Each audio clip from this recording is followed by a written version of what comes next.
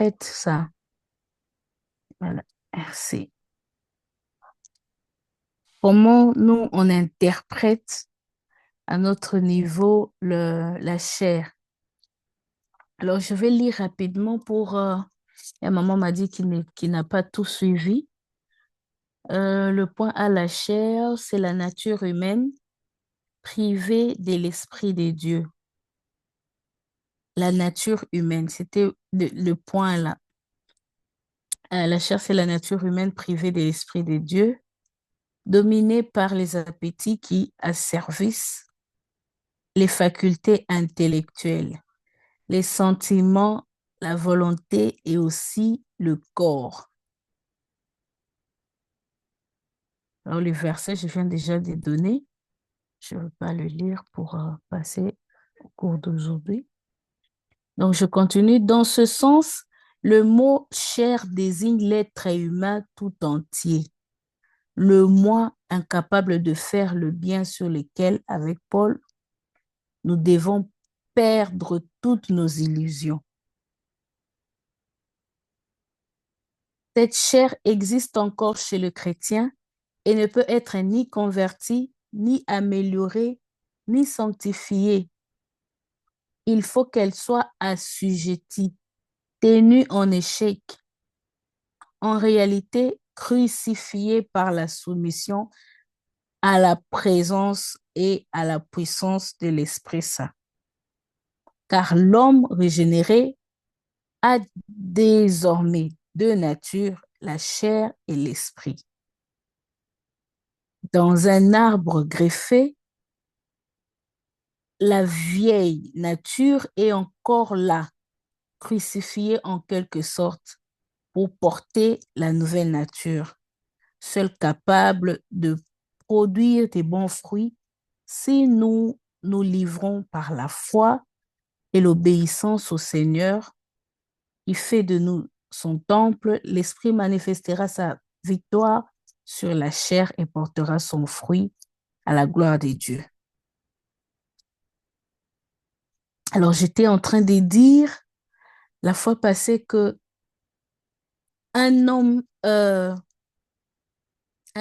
chrétien, non, non, un païen a encore la chair qui domine à 100%. Un païen n'a pas le Saint-Esprit. Et il vit rempli de la chair et tout ce qu'il fait est conduit, orienté par ça.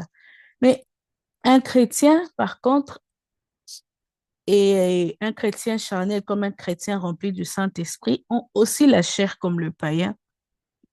Mais la différence est dans la manière de gérer cette chair-là, mieux encore dans la manière de la crucifier.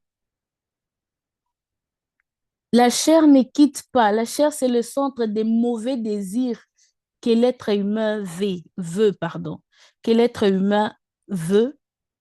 La chair est le centre de tous ces mauvais désirs, les désirs de l'envie de voler, l'envie de prendre peut-être de s'enivrer, l'envie de manger en excès, de faire tout, de tomber dans l'impudicité, l'adultère, je ne sais pas, le mensonge. Il y a quelque chose qui monte, l'envie de faire tout ce qui est mal là. C'est la nature pécheresse, en fait, c'est quelque chose qu'on est avec, il reste. Mais c'est quand on reçoit Christ comme Seigneur et Sauveur, c'est quand on marche dans la crainte de Dieu que le Saint-Esprit vient en nous et domine en nous, qu'on a le pouvoir et la capacité de crucifier cette chair.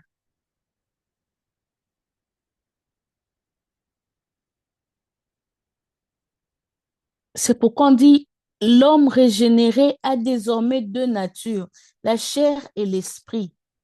Alors que l'homme qui n'est pas, quand on parle de la régénération, l'homme régénéré, vous comprenez qu'on parle de la nouvelle naissance, l'homme qui a reçu Christ comme Seigneur et Sauveur. Alors l'homme régénéré a encore cette chair-là, mais il a aussi l'esprit. Mais l'homme qui n'a pas reçu Christ a seulement la chair. Euh, dans un arbre greffé, comme je venais de lire, je ne vais pas me répéter, mais on nous montre comment Nous devons continuellement vivre en crucifiant la chair. Nous devons, en fait, c'est notre travail, comme Christ disait, qu'on porte notre propre croix. C'est qu'à chaque fois qu'on se réveille, la chair va rester, elle sera toujours là.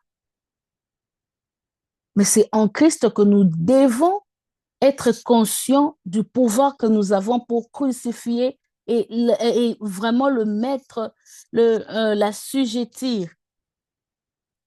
La chair doit être assujettie. Alors, une fois qu'on passe à côté, qu'on néglige, elle se réveille, elle se lève. Elle veut qu'on fasse des choses pour la plaire.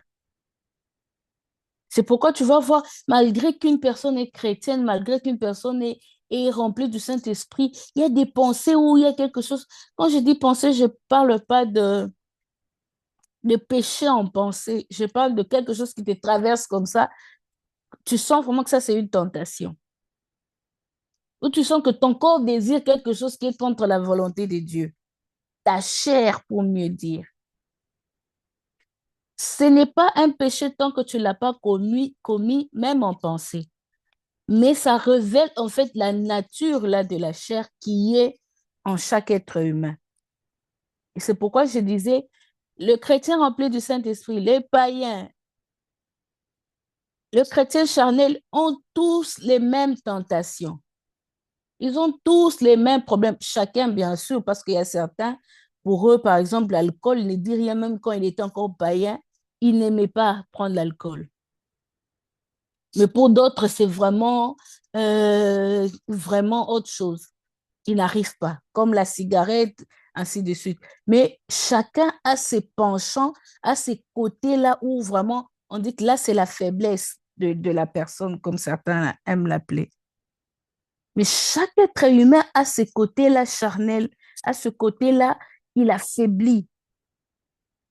Mais on remarque que ceux qui sont remplis du Saint-Esprit, malgré ce côté-là, ils savent continuer à avancer sans tomber, sans laisser ce côté-là dominer, parce qu'ils ont le Saint-Esprit. Mais dire que ça disparaît totalement ou la chair ne ressent plus ça, c'est se mentir à soi-même. Je n'ai pas voulu relire encore tous les versets que j'ai donnés pour passer directement parce que c'était un sujet de la semaine passée. Mais en lisant ces versets, même vous-même à la maison, vous allez comprendre que c'est quelque chose qu'on ne peut pas, qui ne va pas nous quitter. Ça sera toujours là, mais on a l'autorité, on a le pouvoir pour dominer sur ça. À chaque fois qu'une pensée viendra, on a le pouvoir de dire, je te chasse au nom de Jésus, je ne veux pas. Et c'est très capital de connaître, de comprendre. Sinon, on va commencer à se culpabiliser tout le temps ou à ne pas savoir gérer parce qu'on pense que soit il y a quelque chose, soit c'est naturel, soit c'est le diable. Des fois, c'est le diable qui utilise la chair, bien sûr. Mais des fois, c'est nous-mêmes par ces désirs-là qu'on ne sait pas maîtriser. Alors, avant même de chercher à combattre quelque chose, il faut déjà savoir ce qu'il y a, savoir ce que c'est. C'est pourquoi je disais que j'insistais là-dessus depuis la semaine passée, parce que c'est très important de connaître que ça nous arrive à tous d'avoir la chair qui cherche à se manifester. Je disais même que dans les versets, comme je dis, je répète que vous allez lire, qu'il y a la guerre entre les deux. Romains 7, 18 à 25, il y a la guerre entre la chair et l'esprit. Et cette guerre-là restera jusque quand nous allons quitter cette terre. C'est-à-dire, là où il y a l'esprit, la chair est mal à l'aise. Là où il y a la chair, l'esprit est mal à l'aise. Ils ne peuvent pas cohabiter, ils ne peuvent pas vivre ensemble. C'est soit l'un, soit l'autre. Et c'est dans cette guerre-là qu'on se lève, on dit, le Saint-Esprit dit non, on dit non, on met la parole de Dieu. C'est pourquoi même dans Éphésiens, on nous parle des armes de l'esprit. Parce que nous devons tout le temps, on a parlé aussi de ça au niveau précédent, nous devons tout le temps faire un effort pour être remplis de la présence de Dieu, de la parole de Dieu, le bouclier de la foi, la cuirasse de la justice. On doit toujours avoir le zèle de l'évangile. On doit toujours avoir cette armure-là du soldat et être en état de veiller et prier pour crucifier cette chair. Mais bien sûr, résister aussi à l'ennemi extérieur qui est le diable pour nous attaquer. Mais c'est la première chose qu'il faut savoir que le premier ennemi et le plus grand ennemi d'un chrétien, c'est sa chair. Parce que surtout quand on était païen, on aimait ces choses, on vivait dedans, on a grandi dedans, on aimait ça, on trouvait ça normal. Et quand on se convertit, cette chair-là continue à réclamer ces choses du passé. Mais la beauté de ça, c'est que vous allez voir certaines personnes, même parmi nous, même ça peut être aussi euh, euh, chaque personne ici qui m'entend, c'est qu'il y a des choses où quand j'étais païen, j'aimais tellement le faire. J'ai trouvé ça normal, mais quand je me suis convertie, j'ai les dégoûts parce que l'esprit a dominé sur ces problèmes-là, sur ces péchés-là. Je prends un exemple, j'écoutais beaucoup la musique mondaine, j'aimais beaucoup ça, oh waouh, à chaque fois que j'entendais partout, j'avais vraiment envie d'écouter, de chanter, en fait, ça m'a mené quelque part, je sais même pas expliquer quoi, mais tu vois, vraiment, tu ressens quelque chose. Mais après, depuis que je me suis convertie, même le goût là est fini, c'est parti. Parce que le Saint-Esprit a pris la possession, a pris la plénitude, la totalité de ces désirs-là. Et cette chair, ce côté-là a été crucifié, mort. Et même si j'entends cette musique en passant, en route, ça, je prends des exemples comme au Congo où il y a le volume, et en Afrique, le volume est très haut, même si tu n'as pas envie, tu vas quand même entendre. Mais ça ne me faisait plus rien. C'est là que je me rendais compte, je me disais, oh Seigneur, tu m'as vraiment aidé. Parce que l'ancienne, moi, oh, en écoutant cette chanson, c'était d'ailleurs ma préférée, par exemple. Mais là, ça me fait aucun effet, rien du tout. Ça montre que c'est possible de crucifier sa chair et de la maintenir là, assujettie. Et c'est ce que Dieu attend de nous. Euh, je passe rapidement, faute de temps. C'est pourquoi je nous demandais de méditer encore dessus. Mais je vais encore prolonger pour la semaine passée pour ceux qui ne l'ont pas fait. S'il vous plaît, Ashblift, envoyez-moi, ça va beaucoup aider. Alors, le deuxième ennemi de la sanctification après la chair, c'est le monde. Le monde désigne le monde euh, pécheur et mauvais. Voilà. Ça désigne le monde pécheur et mauvais qui se détourne des dieux et refuse sa grâce. Nouveau, il s'agit de nouveau du terme grec cosmos. Donc, monde, c'est le terme grec cosmos. C'est une question qui peut venir. C'est le milieu où le mal est entré par la chute et où désormais règne la mort.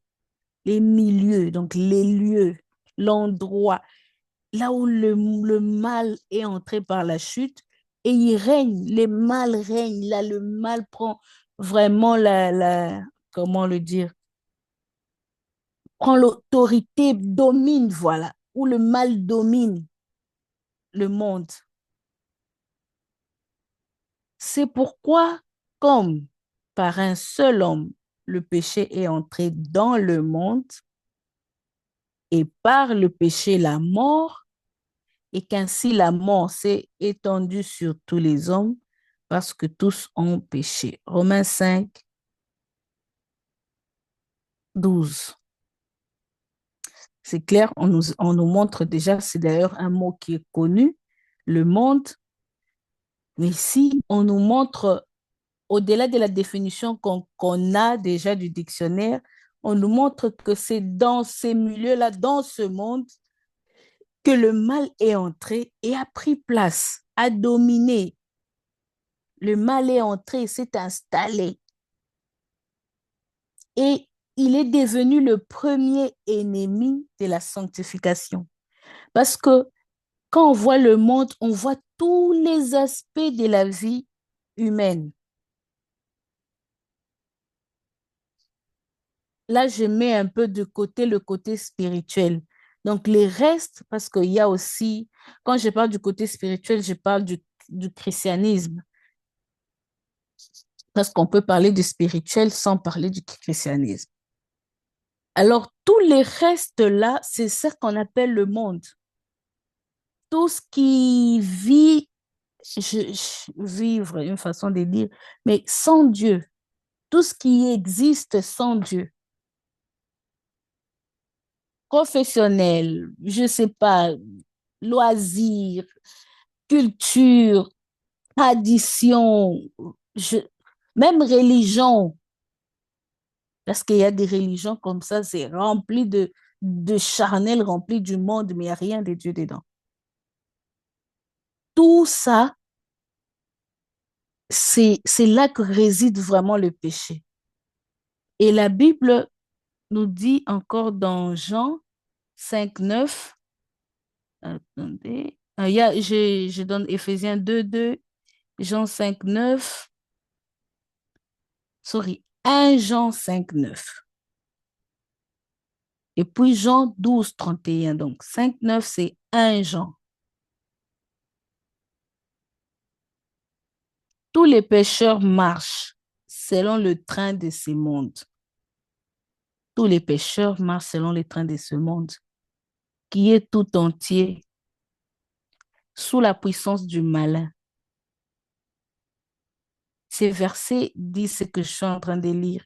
Tous les versets mélangés parce on a pris une phrase là, une phrase là et une phrase dans l'autre. Donc, tous les pécheurs marchent selon le train de ce monde, qui est tout entier sous la puissance du malin. Ce monde est sous la puissance du malin qui est le diable. Satan est en effet appelé le prince de ces mondes. C'est ainsi que la sagesse du monde considère l'évangile comme une folie et réciproquement. Vous comprenez un peu. Ah, j'aime beaucoup cette phrase. C'est ainsi que la sagesse du monde considère l'évangile comme une folie et réciproquement. C'est tout un tiré. 1 Corinthiens 1, 20 à 21. Ça, je vais lire rapidement. Où est le sage? Où est le scribe? Où est le disputeur de ce siècle? Dieu n'a-t-il pas convaincu de folie la sagesse du monde? Car puisque le monde, avec sa sagesse, n'a point connu Dieu dans la sagesse de Dieu, il a plu à Dieu de sauver le croyant par la folie de la prédication. Waouh! Un verset très profond, très rempli de... Donc, on peut prendre même des heures pour expliquer que ce verset. Franchement, je nous encourage, même si ce n'est pas un devoir, à reméditer, méditer encore sur tout ce que nous donnons ici. C'est très, très important. Alors, ça me rappelle, il y a quelques années, comment Dieu voulait me faire comprendre la différence entre la sagesse des hommes et la sagesse de Dieu. La sagesse des hommes ou la sagesse du monde. Alors, il y a certains vieux, il y a certaines personnes qui viennent avec des conseils, qui viennent avec des idées, ou quand tu entends, tu as l'impression que c'est vraiment la sagesse, mais alors que c'est vide à l'intérieur. Je vais prendre un exemple que je donne souvent. Quand on voit Pierre qui marchait à côté de Jésus, qui était disciple, quand Jésus veut aller, quand Jésus les informe qu'il va aller et qu'il va mourir à la croix, tout ça, Pierre, quand il dit, non, on ne veut pas que tu meurs parce qu'on t'aime beaucoup, c'est un peu comme une parole où il peut même dire fais ça, on veut te protéger. Ça semble être sage. Qui va aller s'exposer pour aller mourir quand même? Alors qu'il est déjà au courant du complot. Il accepte, il reste juste là à attendre qu'on vienne le tuer, qu'on vienne l'arrêter. Même aujourd'hui, peut-être nous tous, on allait réagir de la même manière et penser que c'est ça la sagesse. Vous voyez un peu comment le monde réfléchit. Si ça coupe, on va se reconnecter. Je vois un message, un signal que ça peut couper. On va se reconnecter sur le même lien. Alors, vous imaginez la sagesse selon Pierre, c'est de garder Christ pour lui par amour ou pour eux, parce qu'ils ont déjà tissé une bonne relation, une bonne intimité, le voir mourir à la croix. Il n'imagine pas voir cette personne mourir devant lui, crucifié, avec toute cette atrocité-là. C'est la sagesse, c'est une façon de dire, bon, c'est que ce serait préférable de le faire de cette manière. Mais la sagesse de Dieu, c'est vraiment, t'es fou, tu vas vraiment accepter ça? Alors que tu connais, tu peux éviter, tu peux changer de pays. Qu'est-ce que tes parents ont fait? Parce que j'imagine un peu dans cette conversation de dire, mais regarde comment Joseph et Marie avaient fait quand tu étais bébé. On voulait te tuer depuis longtemps, ça n'a pas commencé aujourd'hui. Tu vois pas qu'ils étaient sages, ils sont fuis avec toi, ils sont partis. Pourquoi aujourd'hui tu veux pas faire pareil? Tu veux rester là et accepter qu'on t'arrête alors que tu es déjà au courant du complot. C'est sage de partir et de fuir. Ça veut dire une personne qui accepte de rester là, de se faire tuer, on directement dit, mais Christ, il est fou, quoi. Mais non, c'est pourquoi ces versets nous montrent clairement que la sagesse des hommes et la sagesse de Dieu. Dans la sagesse de Dieu, c'est accepter d'aller là-bas mourir pour sauver plusieurs, pour qu'aujourd'hui, vous et moi, on continue à parler de ça, de comment Christ est mort à la croix pour nous et nous a sauvés. Je prends un autre exemple. Comment expliquer qu'une personne qui est... ah, je prends l'exemple d'un médecin, je vais prendre l'exemple d'un avocat, mais je prends l'exemple d'un médecin. Imaginez un grand spécialiste, un chirurgien, il fait tout ça, qui connaît en fait le mal, qui connaît par exemple le mal de la cigarette, mais lui-même il est fumeur. Regardez une personne qui sait, qui pense que c'est sage ou c'est important d'aller changer d'organe. En fait, je le dis un peu, je cherche des mots propres. Donc, un homme qui devient une femme et une femme qui devient un homme. Et le médecin le fait parce qu'il dit qu'il connaît comment on le fait, et il va le faire. Et selon les mots, en fait, j'ai eu quand même, je ne sais pas si je vais appeler ça occasion ou pas, je ne sais pas quel mot employer, mais j'ai eu à fréquenter une personne qui a vécu, qui est passée par cette opération-là. Et quand on l'entend parler, on a l'impression. Donc, il est bien dans ce qu'il dit. Il pense que c'est sage d'avoir pris cette décision-là.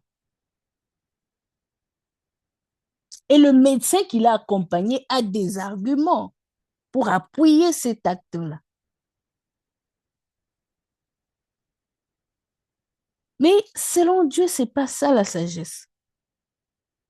Et selon eux, ils se disent que c'est sage parce que peut-être la personne souffrait, parce que la personne ne s'aimait pas. Pour l'aider, pour l'amener à s'aimer, il faut lui donner ce qu'il veut.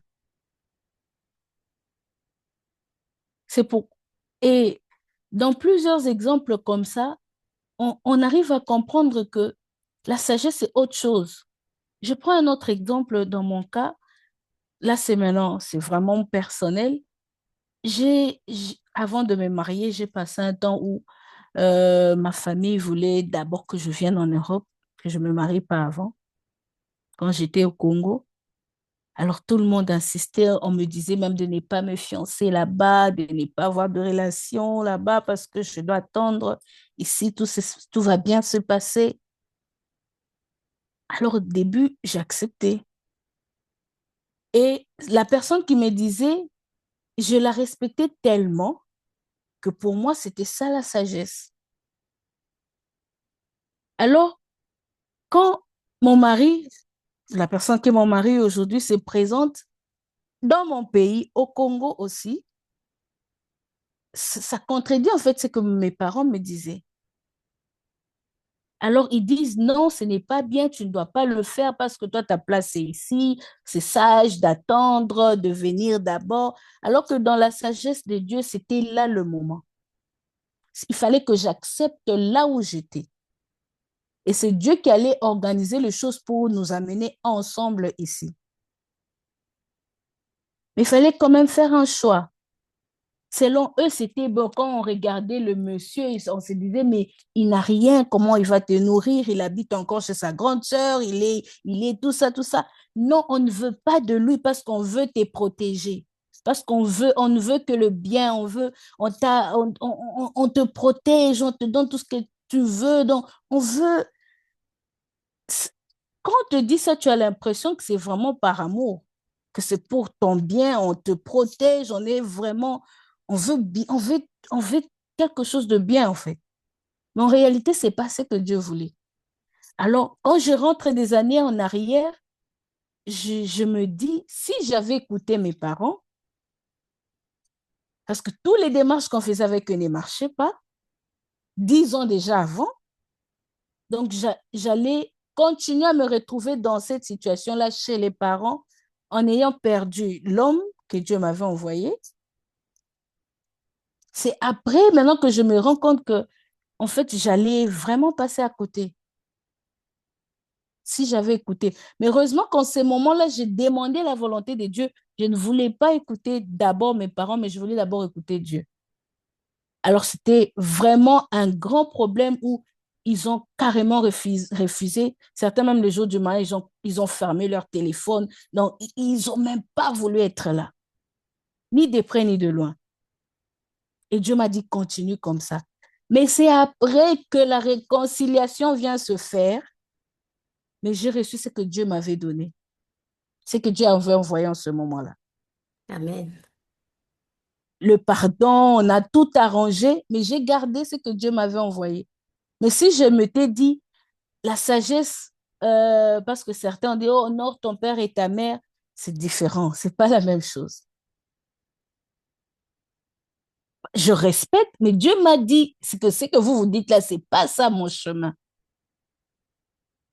Vous voyez comment c'est difficile de discerner la vraie sagesse quand le monde vient te proposer quelque chose avec amour. C'est pourquoi j'ai commencé avec l'exemple de Pierre. Parce que la motivation derrière, c'est l'amour, mais il s'agit de quel amour? L'amour qui est Christ ou l'amour qu'on ressent, je ne sais pas comment appeler ça, parce que ça c'est moi envers ma fille, je veux qu'elle aille loin, je veux qu'elle fasse des bonnes choses. Aujourd'hui, elle a 15 ans et je veux, comment dire, le meilleur pour elle. Mais est-ce que c'est le chemin que Dieu a prévu pour elle? Et depuis que moi j'ai vécu ça, j'ai toujours tendance, où je me mets toujours à l'esprit, Seigneur, ma fille, je ne veux pas faire les mêmes erreurs que mes parents ont fait. Je commence à avoir une autre façon de voir les choses. Quand je la regarde, je vois ce qu'elle veut. Je dis toujours, demande d'abord la volonté de Dieu. Prie d'abord. Même quand elle me dit, je dis, attends, je vais prier pour ça. Seigneur, et je n'apporte pas une influence en tant que mère, il n'est pas ta volonté. Et je prie beaucoup pour ça parce que je sais ce que j'ai failli perdre si j'avais écouté mes parents à 100%. Et je sais ils le disaient avec amour. Mais heureusement que Christ m'avait parlé clairement. En rêve, je rêvais de ça. Il me disait parfois, je voyais même en route, les gens me parlaient de même message. Et j'arrive à la maison, mes parents me disent autre chose. Vous imaginez comment c'est pas facile les personnes qui t'ont vu grandir, qui t'ont mis au monde. qui t'ont vu grandir, qui t'ont éduqué, les bonnes écoles, les études, l'université, ils étaient là. Mais un homme qui vient d'arriver, la sagesse, selon les hommes et selon Dieu, ça se contredit. Et ici, pour entrer dans le point qu'on parlait du monde, le message ici, c'est que le monde va apporter un semblant de sagesse. Mais c'est dans le discernement, c'est dans l'intimité avec le Saint